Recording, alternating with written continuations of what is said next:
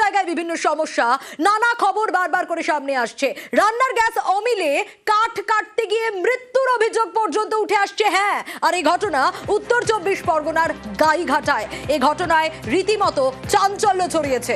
বাড়িতে গ্যাস নেই, আর বাড়িতে গ্যাস না থাকায় কাঠ কাটতে যান বৃদ্ধ। ঠিক কি ঘটেছে আরো বিস্তারিত এই বিষয়ে জানাতে পারবে অনিরুদ্ধ রয়েছে আমার সঙ্গে। অনিরুদ্ধর কাছ থেকেই জানবো। অনিরুদ্ধ, বাড়িতে রান্নার গ্যাস নেই, অমিল, পাওয়া যাচ্ছে না, গ্যাস শেষ হয়ে গেছে, আর সে কারণে কাঠ কাটতে গিয়েছিলেন বৃদ্ধ। তারপর কি হলো যে তার প্রাণ চলে গেল?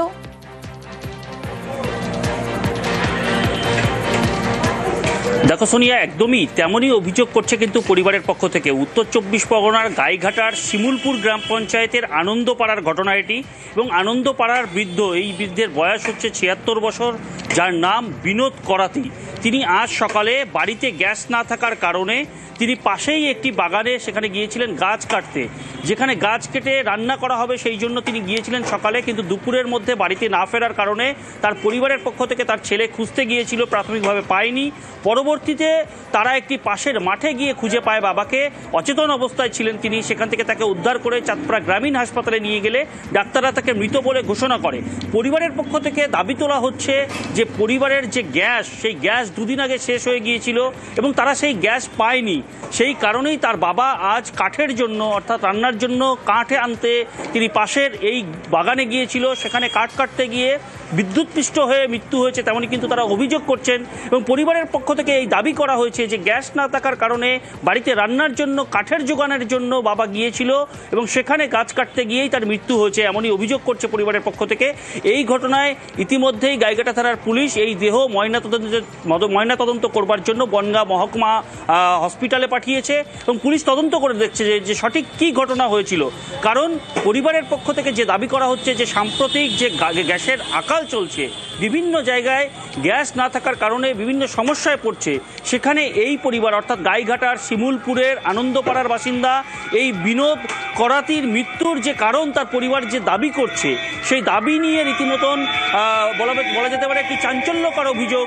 গ্যাস না থাকার কারণে রান্নার জন্য কাঠ কাটতে গিয়ে মৃত্যু হয়েছে তার পরিবার, তেমনই দাবি করছেন। এবং এই দাবির সত্যতা কতটা আছে তাও কিন্তু খতিয়ে দেখছে গাইঘাটা থানার পুলিশ। সোনিয়া, বেশ, কাঠ শেষ হয়ে গেছিল, তাই ওইখানে ওই পোলের ওইখানটাতে কাঠ আনতে গেছিল। হ্যাঁ, গ্যাসটা শেষ হয়ে গেছে, এই তো গত 2 দিন হয়েছে। না, গ্যাসটা পাওয়া হয়নি। কারেন্ট ছিল ওইখানে, জানতো না বাবা, সে ওইখানটায় গেছিল, যার পরে কী করে কি হয়েছে কেউ জানি না। এই অভিযোগ তো শুনলেন, কিন্তু পশ্চিম এশিয়ায় যুদ্ধের আঁচ রান্নাঘরে পড়েছে। নানা অভিযোগ, রাজ্যের নানা জায়গায় গ্যাসের জন্য লম্বা লাইন, আর সেই লাইনেই ঘুটে বিলি কাউন্সিলরের, কোথাও আবার বিক্ষোভ।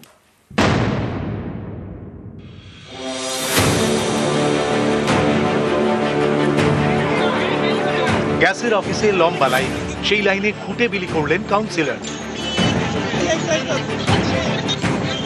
মধ্যপ্রাচ্যে যুদ্ধের আঁচ পড়েছে এদেশেও। রান্নার গ্যাস পেতে সমস্যা, অনেকে বলছেন বুকিংই করা যাচ্ছে না। অনেকের অভিযোগ বুকিং করেও মিলছে না গ্যাস। তাই রাজ্যের নানা জায়গায় গ্যাসের জন্য লম্বা লাইন, যেমন উত্তর 24 পরগনার কামারহাটি। শুক্রবার এখানকার ডিস্ট্রিবিউটরের অফিসে লম্বা লাইন পড়ে, সেখানেই ঘুটে বিলি করেন স্থানীয় কাউন্সিলর। আজকে মানুষ লাইনে দাঁড়িয়ে আছে ঘন্টার পর ঘন্টা, গ্যাস পাচ্ছে না, মানুষ রান্না করতে পারছে না, হোটেলগুলো বন্ধ হয়ে গেছে, স্কুলের মিড ডে মিল বন্ধ হয়ে গেছে। আমরা তাদের কাছে দিচ্ছি একটাই কারণ, আমাদের মা ঠাকুমারা যেভাবে আজকে ঘুটে এবং কয়লার উনুন জ্বালাতো, মোদী সরকার ইচ্ছাকৃতভাবে আজকে এই পুরনো যুগের জায়গাটা নিয়ে আসছে। তাই আমরা সবাইকে বলছি ঘুটে ধরুন, ঘুটে অভ্যাস করুন।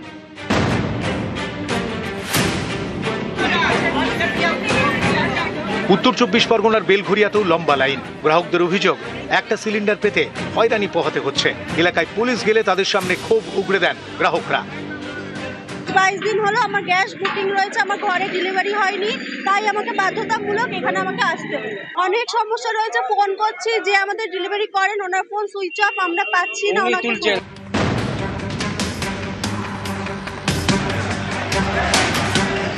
শিলিগুড়ির সেবক রোড, এখানে পুলিশের উপস্থিতিতে সিলিন্ডার বিলি করা হয়, চলে মাইকিং। ইদানিংকালে রাজ্য জুড়ে যে জ্বালানি সংকট নিয়ে যেসব গুজব শুরু হয়েছে তাতে আপনারা কান দেবেন না। রাজ্য সরকার এই সংকট মোকাবিলায় উপযুক্ত ব্যবস্থা গ্রহণ করছে এবং শিলিগুড়ি পুলিশের পক্ষ থেকে আপনাদের কাছে অনুরোধ, গুজবে কান দিয়ে বেআইনিভাবে জ্বালানি মজুত করার মতো ভুল পদক্ষেপ নেবেন না। আমার কাছে একদম যত আমার দরকার আছে মজুদ আছে, কিন্তু লোকরা বুঝছে না, প্যানিক করছে। যাদের বুকিং হচ্ছে না সেও চাইছে কি আমার দিয়ে দেন, যাদের একদিন হয়েছে বুকিং ওইটাও বলছে আমাকে দিয়ে দেন। যার কেওয়াইসি অত ভিড়ে আপনি দেখেন কেওয়াইসি চেক করতে পারবো না, ও ঢুকে গেছে কি আমাকে গ্যাস দিয়ে দেন। আমরা কি করব?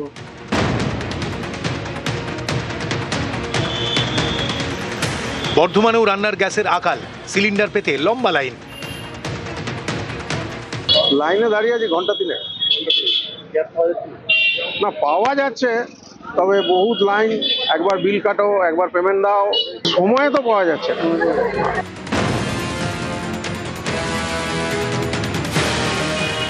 আলিপুরদুয়ারেও গ্যাসের সিলিন্ডার পেতে ডিস্ট্রিবিউটরের অফিসে ভিড়। আমার এমনিতে গ্যাসটা পৌঁছেই দিয়ে যায় যে গ্যাস যে যারা ক্যারি ফরওয়ার্ড করে যারা, তো এবার আমি এসে দেখি লিঙ্কেই নেই, কোনো আমি নিউজই পাচ্ছি না। কি বাড়িতে গ্যাস শেষ, তাহলে এখন এমন দুর্বিষ অবস্থায় আছি, রান্নাবান্না কী করে হবে?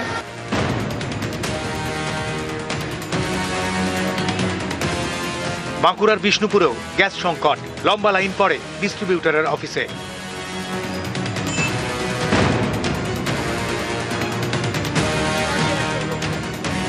কলকাতার ঢাকুরিয়াতেও গ্যাসের অফিসে ভিড়। নিউজ 18 বাংলা। আর হরমুজ বন্ধে সংকট বাড়ছে গ্যাসে। হরমুজ প্রণালী দিয়ে ভারতে গ্যাস আমদানি বন্ধ থাকায় ধাক্কা খেয়েছে ভারতে গ্যাস আমদানি। সমস্যার কথা মানছে কেন্দ্রীয় পেট্রোলিয়াম মন্ত্রক। সরবরাহ ঠিক রাখতে সব রকম ব্যবস্থা কেন্দ্রের, দাবি মন্ত্রকের যুগ্ম সচিব সুজাতা শর্মা। एलपीजी के संबंध में मैं कहना चाहूँगी कि ये एक इशू ऑफ कंसर्न है हमारे लिए, खासकर जब हमारा मुख्यतः जितना भी आयात हो रहा है उसमें एक major portion strait of Hormuz से आता है और वहाँ पर क्लोजर की वजह से थोड़ी सी मैटर ऑफ कंसर्न है। लेकिन इसके बावजूद भी किसी भी 25,000 डिस्ट्रीब्यूटर्स में कहीं कोई ड्राई आउट रिपोर्ट नहीं हुआ है। सभी देशवासियों से ये अपील करना चाहूँगी कि अफवाहों पर विश्वास न करें, पैनिक बाइंग न करें। আর এই গ্যাসের আকালে দিকে দিকে নানা সমস্যা, নানা অভিযোগ। ডেকার্স লেন থেকে নিউ টাউন, উল্টোডাঙ্গা থেকে দার্জিলিং, গ্যাস সংকটের আঁচ পড়েছে স্ট্রিট ফুডে।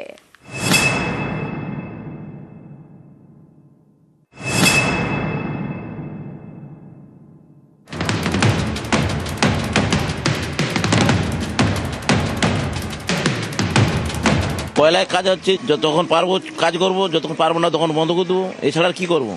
কিন্তু আমার দোকানে 5টা লেবারের ফ্যামিলি চলছে এই দোকানের উপরে। 3,000 টাকার উপরে গ্যাস কিনতে হচ্ছে। এমনি তো পাওয়া যাচ্ছে না, বলছে 1 হপ্তাহ সময় দিয়েছে, যদি না পাওয়া যায় আমাদের বন্ধ করে 1-2 মাসের জন্য চলে যেতে হবে। চপ কাটলেট থেকে ইডলি দোসা, কলকাতার অলিগলি স্ট্রিট ফুডের ঠাসা।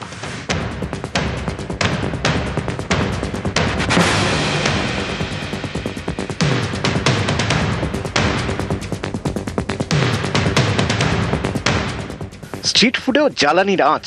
কলকাতার ডেকার্স লেন, বিখ্যাত ফুড স্ট্রিট, খাদ্যগলি। বাটার টোস্ট থেকে ঘুগনি, কচুরি থেকে খিচুড়ি, সব মেলে রাস্তার ধারের দোকানে। দোকান মালিকদের দাবি গ্যাস মিলছে না, বাধ্য হয়ে উনুনে রান্না করতে হচ্ছে।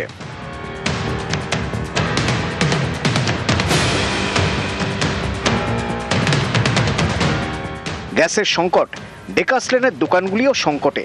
কমিয়ে দিচ্ছে পদের সংখ্যা, বাড়াচ্ছে দাম। যেভাবে আমরা খাবারগুলো বানাতাম, মানে ধরুন 22-23 রকমের যে খাবারগুলো বানাতাম, সেখানে কমিয়ে দিয়ে আমাদের 8খানা-10খানা করতে হচ্ছে। তবে যেনারা আসেন এখানে খেতে, আমি কালকেও গতদিনও বলেছি, সোমবার থেকে আমাকে আপনারা একটু সাহায্য করবেন। আমি হয়তো 6-7 টাকা বা মানে যেটা 6-7 টাকা হয়তো বাড়াতে পারি। মানুষকে যে সেবাটা দিতে পারবো আমাদের সেই সেবাটা হচ্ছে না। আমরা নিতাম 1750 টাকা, মানে 1800 টাকা, ওকে 50 টাকা দিতে হতো। এখন বর্তমানে বলছে 2700 টাকা, তাও সোমবারে বলেছি, এখনো হচ্ছে শুক্রবার, এখনো তার পাত্তা নেই। সেই হারে আমাকে তো বাড়াতেই হবে। যদি আমি 2700 টাকা কি 3000 টাকা যদি আমাকে কেউ যদি গ্যাস দেয়, আমি 5 টাকা করে বাড়াতে হবে। নিউ টাউনের অ্যাকশন এরিয়া 1, এখানে গ্যাসের আকালে বেশ কয়েকটি ফুটপাতের দোকান বন্ধ হয়ে গিয়েছে।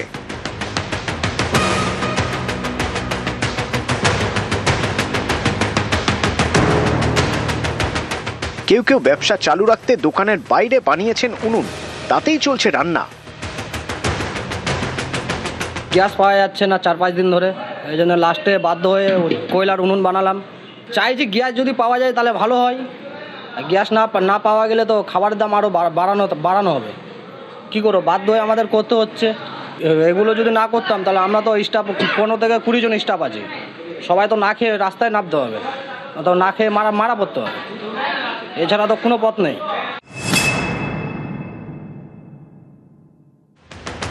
দার্জিলিংয়ে চোখের সুখ, পেটের সুখ, সন্ধে হলেই স্ট্রিট ফুডের দোকানে ভিড়। দার্জিলিংয়ের এইসব স্ট্রিট ফুডের দোকানদাররা এখন আশঙ্কায়, বলছেন গ্যাস তো পাওয়া যাচ্ছে না, এভাবে দোকান চলবে কিভাবে। गैस का तो अभी यहाँ पे देखिए बहुत ज़्यादा ही प्रॉब्लम है। हम लोग स्ट्रीट फूड दुकान लगाते हैं, यहाँ पे अभी कमर्शियल गैस 3-4 रोज हो गया नहीं मिल रहा है, और रेगुलर जो है वो भी 25 दिन के लिए जो हम लोग बुकिंग करते हैं तो 25 दिन के बाद में गैस मिलेगा। पहले ऐसा नहीं था, जब चाहिए तो हम लोग को मिल जाता था। अभी बहुत ज़्यादा गैस के लिए हम लोग को दिक्कत हो गया है। 3 दिन हुआ आज से कमर्शियल गैस नहीं आया। अभी तो वो होटल वाला तो सब फोन कर रहे हैं, लेकिन वो गैस ही नहीं है ना, क्या करेगा, वो गैस तो नहीं आया, उधर कंपनसेशन नहीं दे रहा है। বাণিজ্যিক গ্যাসের সিলিন্ডারের দাম 1990 টাকা। কেন্দ্রীয় সরকারের নির্দেশ অনুযায়ী হোটেল রেস্তোরাঁয় বাণিজ্যিক সিলিন্ডার বিক্রি বন্ধ, তবু নাকি বিক্রি হচ্ছে, এবং সেটা হচ্ছে চড়া দামে। গ্যাস জ্বালাতাম, কিন্তু গ্যাসের দাম এখন ডবল বলছে, তার জন্য এখন কয়লা ইউজ করছি। আগে কত গ্যাসের দাম বলতো, এখন কত? 1800-1900 লিতো, এখন 4000 টাকা বলছে। এখন তো দাম বেড়ে যাওয়ার জন্য এখন লেবার মানে পয়সা দিতে খুব অসুবিধা হচ্ছে। কত টাকা চাইছে এখন? এখন 3000 টাকা। তাহলে আমাদের যত 1700-1800 টাকা ছিল, এখন 3000 টাকা দেওয়া অনেক ব্যাপার হয়ে যাচ্ছে। গ্যাসের সংকট, এই সুযোগে অতিরিক্ত সিলিন্ডার মজুত করা হচ্ছে না তো, কালোবাজারি হচ্ছে না তো। পরিস্থিতি খতিয়ে দেখতে ময়দানে কলকাতা পুলিশের এনফোর্সমেন্ট ব্রাঞ্চ। শুক্রবার তারা অভিযান চালায় প্রিন্স আনোয়ার শাহ রোডে ডিস্ট্রিবিউটরের অফিসে।